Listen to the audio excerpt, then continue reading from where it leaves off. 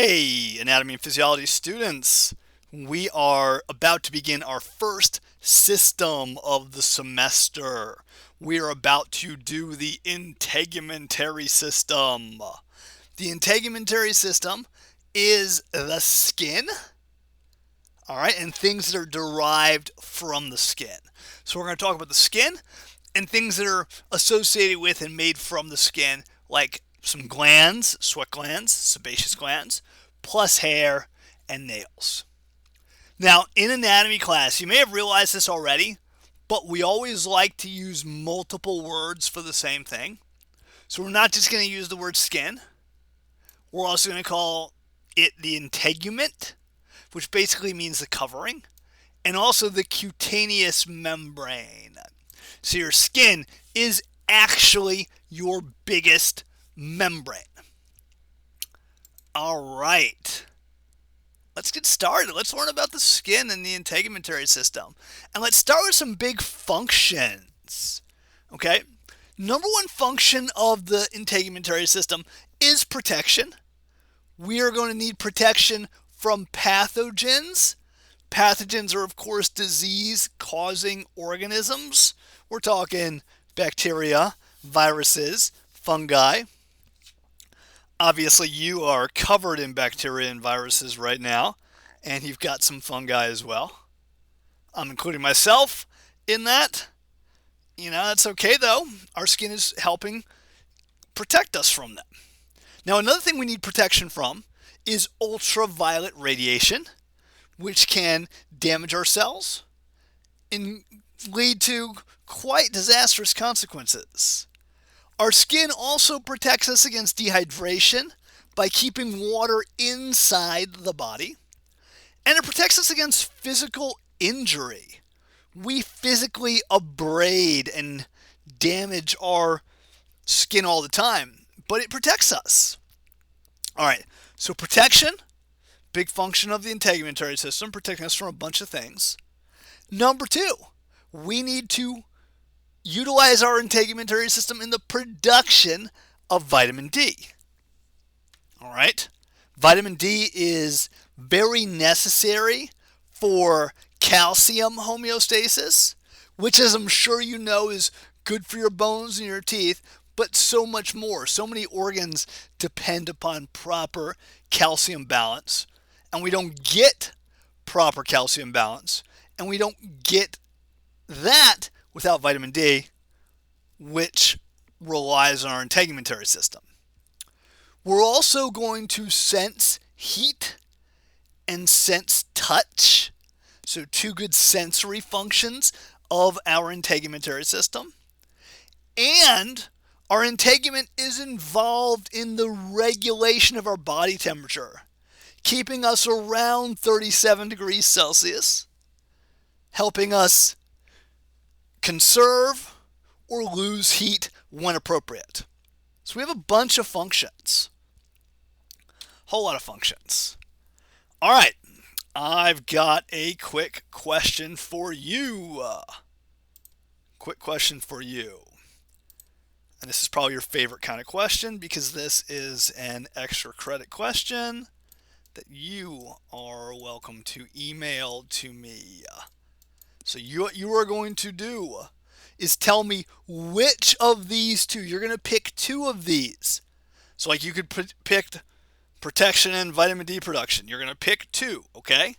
There's only one correct answer here that I'm looking for, all right? You're going to pick the two functions, there we go, that oppose one another. Two functions where if you're doing one well, you're doing the other worse. All right, maybe it's regulation of body temperature and sensation of touch. I don't know. It's two of these. You're gonna pick the two. All right, and then what you are going to do is explain your answer.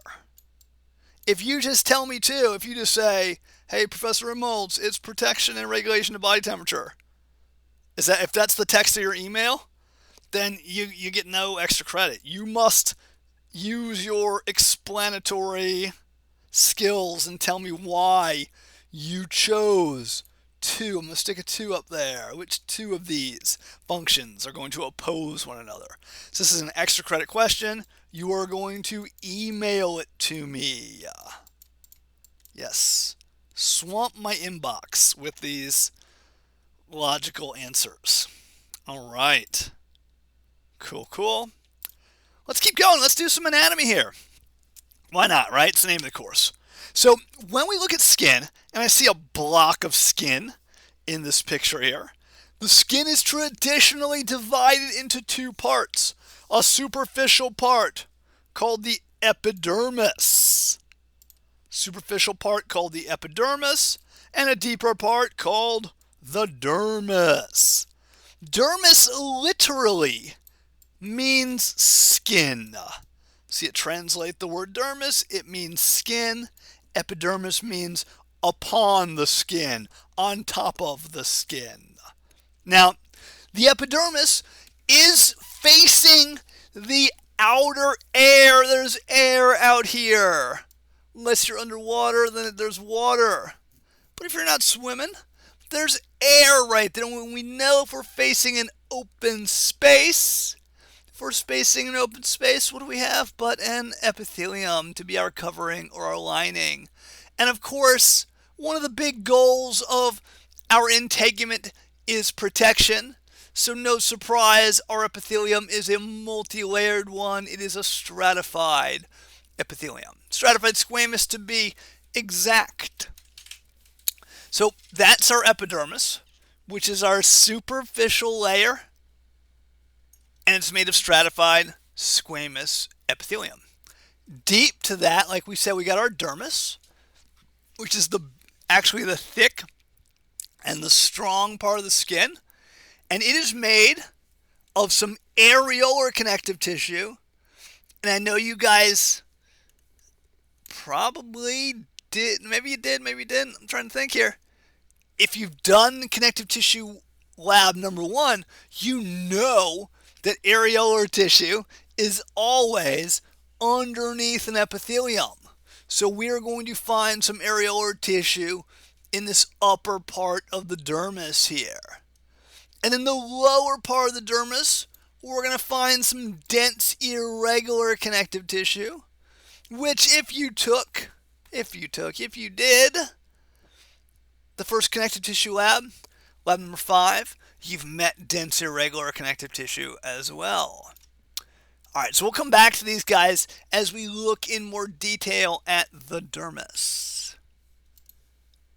Okay, let's keep going.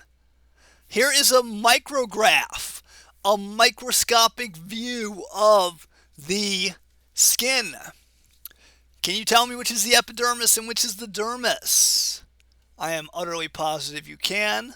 This up here, the black arrow, is the epidermis, and then the blue arrow, where I've put a gigantic D, is the dermis. And of course, this up here is space. This is air, unless you're swimming. So, stratified squamous epithelium in this epidermis. Down here, we're going to have areolar connective tissue up top here, and then dense regular as we get down below, dense irregular. Not sure if I said that correctly or not. All right. We'll look in more detail at these guys. And I know you've already looked at the epidermis because you've done lab number 4 already. All right. Let's talk about a neighbor to the skin. The skin has a neighbor. The skin's neighbor is called the hypodermis. The skin's neighbor is called the hypodermis. Hypo, of course, means below. So it's under the skin. This hypodermis layer is also known as the superficial fascia. A fascia is basically a wrapping. You're going to have what's called a deep fascia around your muscles, and this superficial fascia is more of an outer wrapping within your body. So deep to the dermis, we have the hypodermis. I've bracketed it down here. What we see in here kind of tissue do we see here? What is this yellowish stuff? Well, if you've done connective tissue lab number 1, you are shouting at the screen right now, telling me it is adipose tissue. So the hypodermis is made of adipose tissue primarily, which of course is made of adipocytes, which are fat cells. Adipocytes are fat cells. We see some adipocytes, like there's one right there. And I see lots of these little dots here, these little empty white spaces. Each of them is an adipocyte. Each of them is an adipocyte. All right. Adipocytes are fat cells. And they store fat. That's their job. If you're storing fat, well, of course, what else are you storing? You are storing energy. Adipocytes, fat tissue, is also a great insulator. It keeps heat inside your body, which is essential for regulating body temperature for homeostasis. And this adipose tissue helps anchor our skin to our underlying muscles and other structures. Okay, if I look at this picture, let me clear this mess a little bit. If I look at this picture here, you can see where it says hypo. That's my hypodermis. And then I'm going to have my dermis. Where do I want to go? I'm going to go right here. My dermis is basically right there. And my epidermis is the top layer. There we go. That's a bad E. But there's the epidermis. Okay, so all three, epi, dermis, hypodermis. One last thing. The hypodermis, while it is a neighbor to your skin, it is not part of your skin. It ain't part of your skin. It is a neighbor to your skin. It is nearby, but it's not part of your skin. It's not part of your integument. Okay. Back to the skin itself. The epidermis. The epidermis is the outer layer of your skin. It is the covering or the lining, so it is made of stratified squamous epithelium. I have some epidermis quite visible here, so from here all the way up there. Where do you think in the body that this particular epidermal slice is from? Do you think this one is from antecubital or palmar? What would be more appropriate for this type of thick epidermis? Okay. Yeah. Stratified squamous epithelium. Of course, the function with all the layers is protection. And now most of my cells in this stratified squamous epithelium are these cells that are called keratinocytes, which, as the name suggests, are cells that contain a lot of this tough, fibrous protein called keratin. It is a waterproof protein as well. It gives your skin a lot of integrity and helps it perform its functions, including protecting you from physical and chemical damage. I mean, keratin is strong. Protecting you from pathogen invasion. Protecting you from dehydration. There's the waterproofing that's coming in. Now, you probably heard of keratin. You know it's the protein that's found in your fingernails, found in your hair. It's also the protein that this rhinoceros's horns are made of. A rhino horn is basically a big chunk of keratin. All right. On that note, we met our keratinocytes. We know they're the main component, the most abundant component of the stratified squamous epithelium that is our epidermis. Now, there are other cells. You'll notice I stuck the word most, main, when I was talking about those keratinocytes. There are other cells in the epidermis. There's other epidermal cells. 3 of them. 2 of them, their names are going to hopefully be helpful to you. Number 1, melanocytes. Well, melanocytes, you probably know melanocytes. Melanocytes make melanin. Melanin contributes to the different colors of skin, and it helps protect against damage from UV radiation. There are also tactile cells. The word tactile refers to your sense of touch. And so those 2, their names tell us quite a bit. We can infer a lot from their names. Now, the other one, the top one on our screen here, are the epidermal dendritic cells.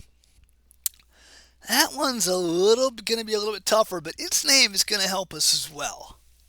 Let's talk about all 3 of these guys. All right. We're going to start with melanocytes. Melanocytes make melanin. Different people are going to differ in the amount of melanin produced by their melanocytes. People differ in the amount of melanin produced by melanocytes at different times of the year. UV radiation is going to stimulate melanin production.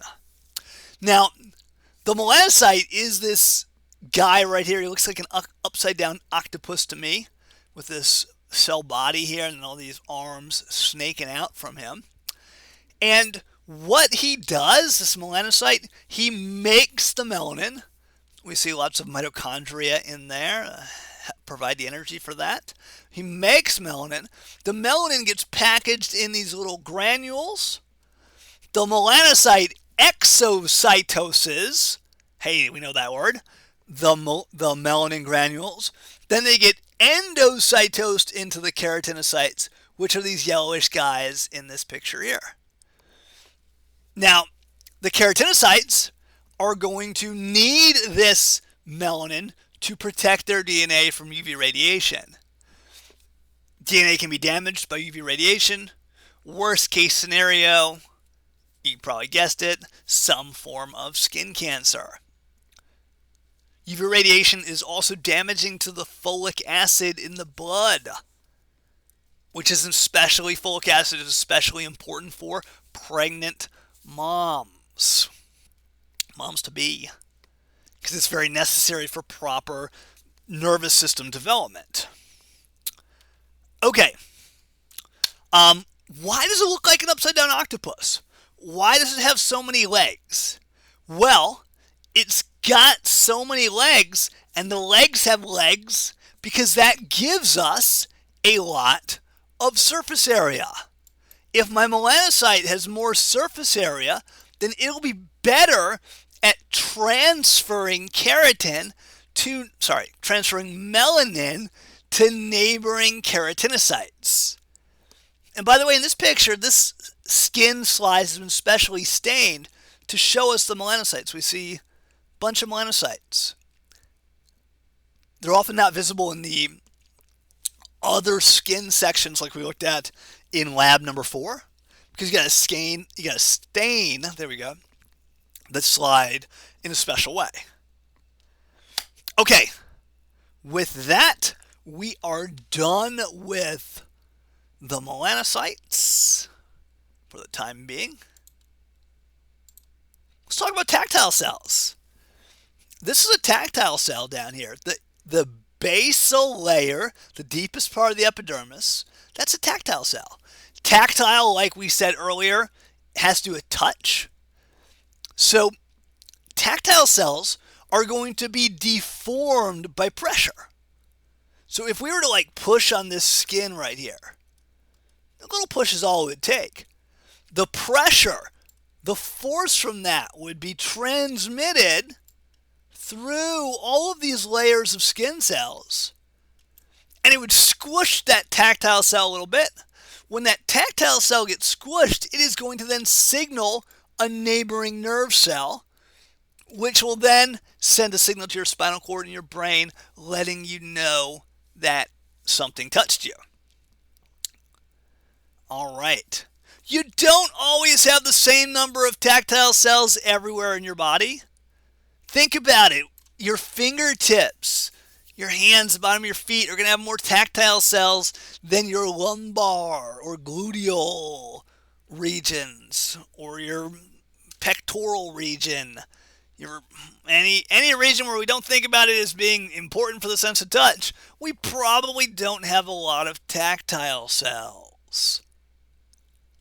All right. By the way, tactile cells are also called Merkel cells after this handsome dude right here, Herr Merkel. Okay, with that, we are done with tactile cells, and we are done with the first lecture. There we go. First lecture on the integumentary system. It's kind of a short one, I know. We'll do another one later. Don't worry, don't worry. So, yeah, I'll see you guys next time. Bye-bye.